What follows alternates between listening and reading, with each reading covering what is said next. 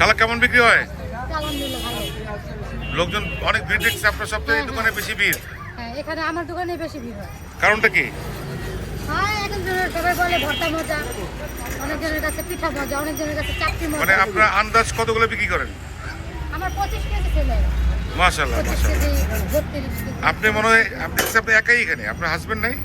আছে, উনি কাজ করে। ও, মানে এখানে নাই, এখানে আপনি একাই কাজ করেন? হ্যাঁ, আমি একাই।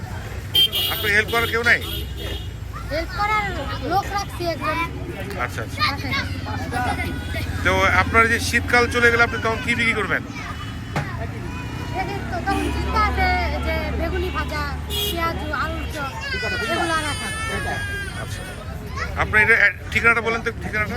এটা হচ্ছে উত্তর বেগুনবাড়ি বউবাজার, এই যে রান্নার দোস্তানার সাথে কাবাব মহল আছে, এটার নিচেই আমার দোকান। আচ্ছা বাহ।